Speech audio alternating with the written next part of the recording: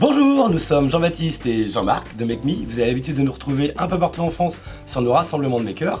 Aujourd'hui, on est là pour fabriquer avec vous un canon à air comprimé. Celui-ci va vous permettre d'envoyer une fusée en papier dans l'espace. On y va. Alors voici à quoi devra ressembler votre canon à air comprimé. Waouh! Qu'est-ce que c'est que ça, Jean-Marc?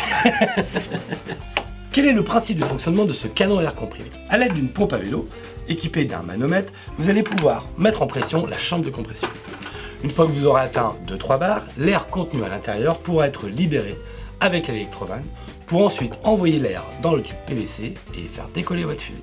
On est bon? Attention, 3, 2, 1. Alors si nous avons choisi ce tutoriel aujourd'hui, c'est parce qu'il est relativement facile à monter et que vous pouvez le réaliser pour moins de 40 € chez vous. Tout le matériel est disponible dans les grandes surfaces de bricolage, donc pas besoin de commander quoi que ce soit sur internet. On passe en revue les différents matériaux dont vous aurez besoin. Le canon à air comprimé se compose de 4 grandes parties. La chambre de compression, la rampe de lancement, le cadre et le détonateur. Pour réaliser la chambre de compression, vous aurez besoin d'un tube en PVC d'une section de 10 cm sur une longueur d'à peu près 60 cm. Si vous ne trouvez pas ce modèle en magasin, aucun problème, vous pouvez très mal l'adapter sur du 12, 14, 15 cm. Il faudra juste bien veiller à prendre les autres éléments en fonction de ce diamètre. Ensuite, pour refermer notre chambre de compression, nous aurons besoin d'un bouchon, d'un réducteur et d'une valve. La plupart du temps, les tubes PVC sont légèrement évasés afin de pouvoir y introduire ce type de bouchon. Ce qui n'est pas notre cas. Du coup, nous avons en plus des petits manchons qui vont nous permettre de pouvoir assembler notre chambre de compression. Pour réaliser la rampe de lancement, vous aurez besoin d'un tube en PVC d'une longueur de 20 cm sur une section de 4 cm. D'un petit réducteur qui va vous permettre de passer d'une section de 4 cm à une section de 3,2 cm. Et d'une électrovanne. Qu'est-ce que c'est? Une électrovanne, en réalité, c'est un robinet, comme vous avez à la maison pour l'eau. On ouvre, on ferme, l'eau passe. Ici, la particularité de l'électrovanne, c'est que cette action d'ouvrir et de fermer se fait électriquement par un petit aimant qui se situe à l'intérieur. C'est ce qui va nous permettre de déclencher notre canon à air comprimé à distance. Ensuite, toujours au rayon bricolage, vous trouverez un petit angle à 90 degrés, un adaptateur de robinet automatique, et un tube PVC d'une longueur d'à peu près 50 cm pour une section de 2 cm. Passons maintenant au cadre.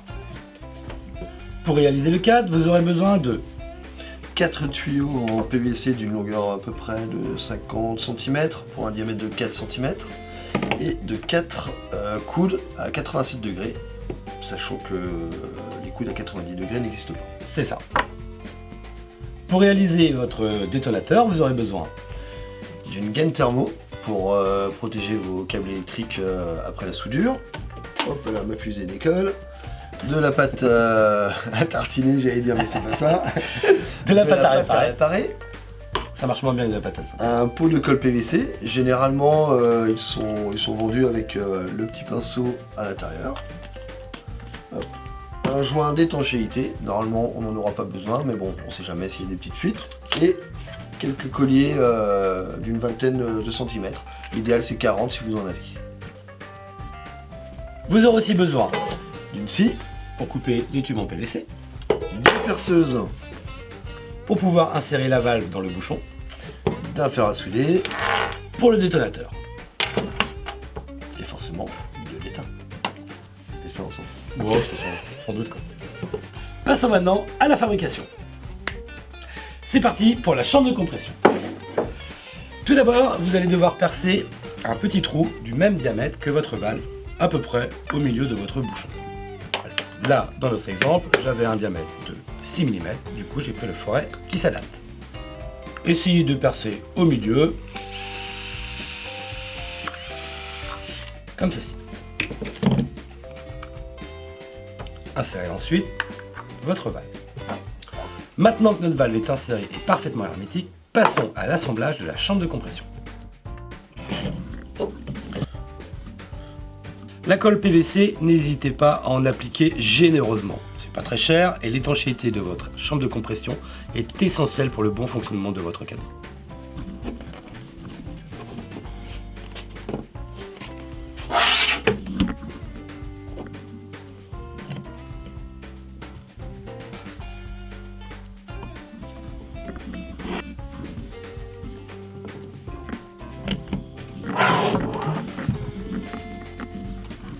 Ma chambre de compression est désormais réalisée. Rappelez-vous, si vous n'avez pas exactement le même matériel, pas de panique, il vous suffira juste de trouver les bons éléments qui vous permettent de fabriquer votre chambre en toute étanchéité. Alors appliquez la pâte tout autour de votre valve pour la rendre parfaitement hermétique et pensez surtout à laisser quelques millimètres afin de pouvoir insérer votre pompe à vélo. Répétez l'opération de l'autre côté.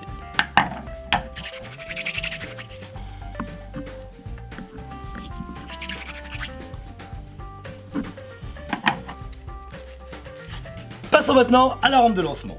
Commençons par coller notre petit adaptateur 4032 sur le tube de PVC. Rappelez-vous que le PVC se colle avec beaucoup de colle. Super. Placez ensuite votre électrovanne. Ainsi. Puis terminez le montage avec votre raccord de tuyau PVC. Alors attention, ne faites pas la même erreur que moi. Pensez à enlever la petite capsule transparente. Hop là. Attends, on joint. Non. Et pour finir, vous pouvez mettre un petit adaptateur de façon à ce que votre tube PVC de 2 cm s'emboîte parfaitement avec votre lampe de lancement. S'emboîte parfaitement avec votre rampe de lancement. S'emboîte pas.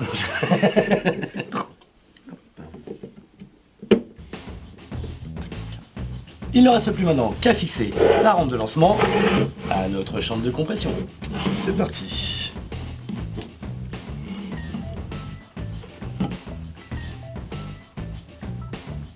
Généreux, généreux.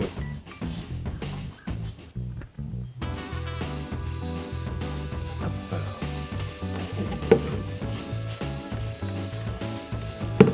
Vous devez toujours avoir en tête que plus de 4 barres vont être à l'intérieur de cette chambre. C'est pour ça que l'étanchéité est essentielle. Sinon, votre chambre de compression va vous péter dans les mains et votre fusée ne décollera jamais. On est bon, il ne reste plus qu'à passer au détonateur. Exactement. Notre canon est maintenant assemblé. Attention, il n'est pas terminé. Laissez bien sécher votre colle au moins 12 heures pour être sûr d'avoir une étanchéité totale. Maintenant, passons au détonateur. Pour réaliser le détonateur, il vous faudra les connecteurs de pile 9 volts, 2 pour le moment. Ensuite, il vous faudra le bouton pressoir. Alors, très souvent, les boutons pressoirs sont vendus comme ça, avec des petites pattes que vous avez directement à souder. Nous, sur celui qu'on a aujourd'hui, on a une petite rallonge qui nous permet de faire nos soudures à l'extérieur. Et ensuite, on a juste à clipser. Quoi que vous preniez, de toute façon, le fonctionnement reste le même. Ensuite, on va avoir besoin de câbles électriques pour pouvoir rallonger notre détonateur, de notre électrovanne. Alors là, vous remarquerez, j'ai juste dévissé la petite partie supérieure de l'électrovanne. Toutes les électrovannes que vous trouvez dans le commerce sont démontables de cette manière. Ça permet d'être plus à l'aise pour pouvoir faire la soudure, tout simplement. Et enfin, 3 piles 9 volts pour alimenter tout ça. Dernière chose, histoire d'avoir des soudures de parfaite qualité, terminez le travail avec des petites gaines thermo comme ceci. On est parti. Nous avons fait un montage à 27 volts en additionnant 3 piles 9 volts. Notre électrovanne étant en 24 volts, ceci est largement suffisant pour la faire fonctionner. Nous allons sortir du plus de notre batterie pour entrer dans le bouton pressoir, ressortir jusque dans notre électrovanne pour retourner au côté négatif de notre pile. C'est parti. Bien évidemment, avant de commencer la soudure, pensez à placer vos gaines thermo. Combien de fois ça nous est arrivé de souder et de se rendre compte que nous ne les avons pas placés. Hop. Une ici et l'autre ici. On va donc commencer par le positif de notre support de pile que l'on va souder au positif de notre interrupteur. À la maison, si vous avez une troisième main pour réaliser vos soudures, c'est bien sûr plus évident, mais si vous avez un copain, c'est pas mal aussi. Jean-Marc, est-ce que tu veux bien me tenir ces 2 fils le temps que je réalise la soudure? Bien sûr.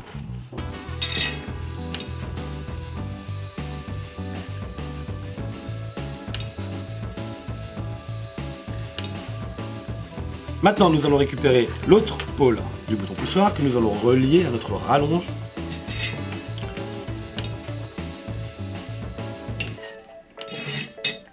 Okay.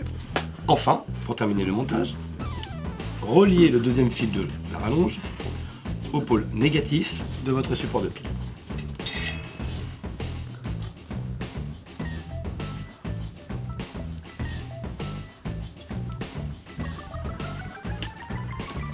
Une fois vos soudures terminées, vous pouvez retirer les câbles non utilisés.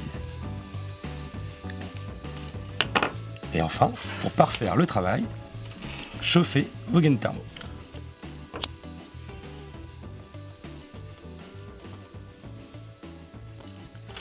Passons maintenant à l'assemblage de la boîte. Encore une fois, nous avons récupéré nous une boîte en plastique que nous avions chez nous. Inutile d'acheter quelque chose. Vous avez probablement chez vous une boîte en plastique, en bois, en métal, ça fera l'affaire. Le but est de protéger le détonateur.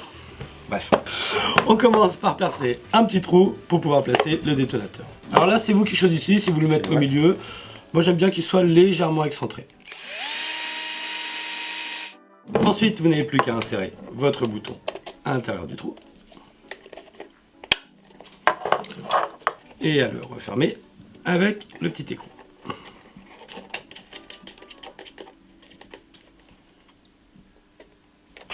Enfin, faites un dernier trou.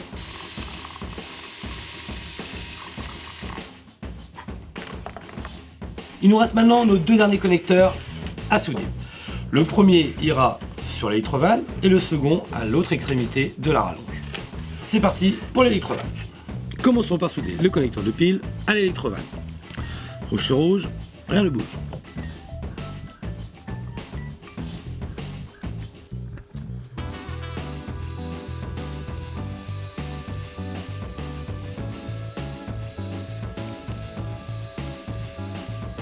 Vous faites passer entièrement votre câble dans la boîte. Arrivez ici. À cet endroit-là, moi j'ai fait une petite butée avec un collier. Ça évite les mouvements de câble. Branchez ensuite votre bouton poussoir. Ensuite, passez au montage des piles. Et la troisième, refermez le montage. Et là, vous avez une batterie de 27 volts. Vous pouvez maintenir vos deux piles inférieures avec un petit ruban adhésif. Ça fait toujours plus joli. Il ne vous reste plus qu'à brancher votre batterie.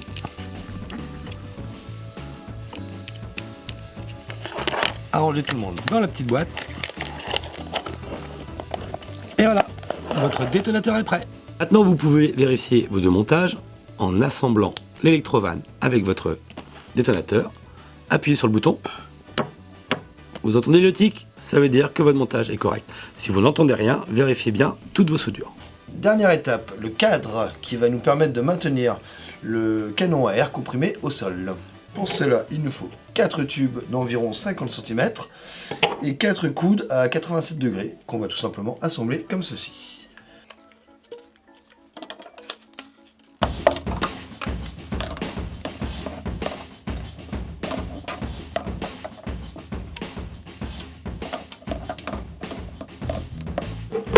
Voilà, notre cadre est prêt. Muni de notre perceuse, nous allons maintenant faire 2 trous de chaque côté. Au milieu, en laissant un écart à peu près de 10 cm.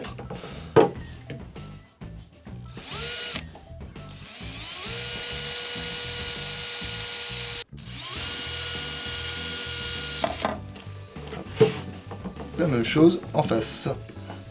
Maintenant, mes 4 trous sont bien faits et visibles. Nous allons maintenant passer les colliers à l'intérieur. Pour insérer les colliers sans difficulté, nous allons plier le collier ici. Hop.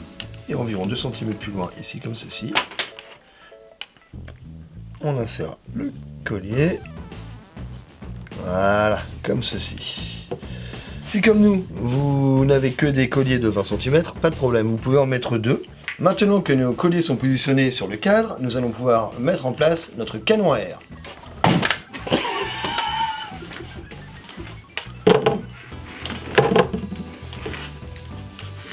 Avance. Ça avance.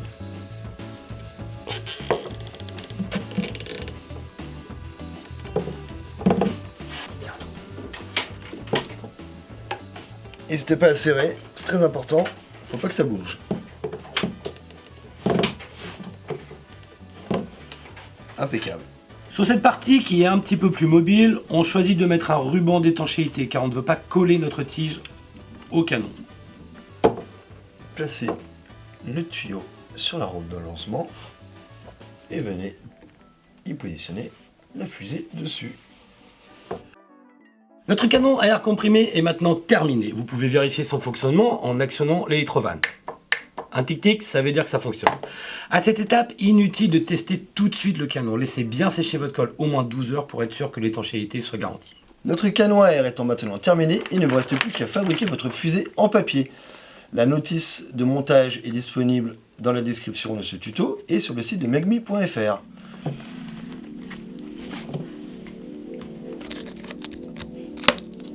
Le plus important quand vous fabriquez votre fusée, c'est de ne pas trop la serrer au tube. Il faut vraiment que ça coulisse comme ça.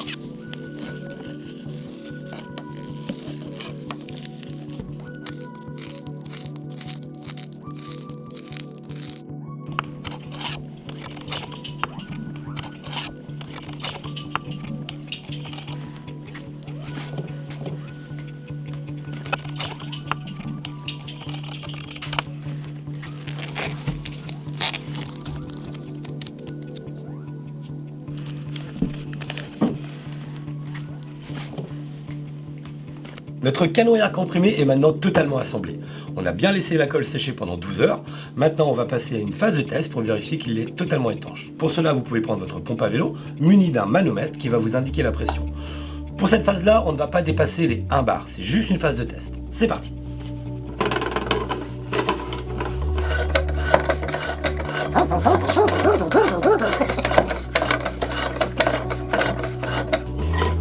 Ah! Je suis à 1 bar. Est-ce que vous entendez? On entend une petite fuite. Pas de problème, c'était à prévoir. Rappelez-vous, on avait un ruban d'étanchéité. On va dévisser notre bouchon, colmater la fuite et on va refaire un test.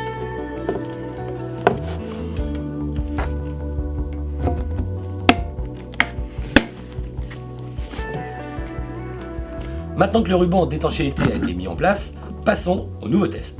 C'est parti.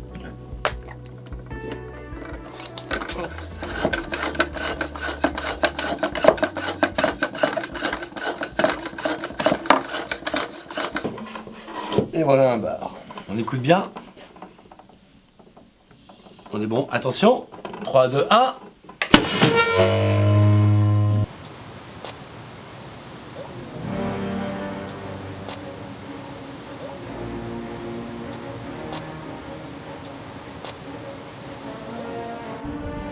It's one small step for man, one giant leap for mankind. T-minus 10, 9, 8, 7, 6, 5. All 3 engines up and burning. 2, 3, 1, 0, and lift off. The final lift off of Atlantis. Et voilà. On the shoulders of the space shuttle, America will continue the dream.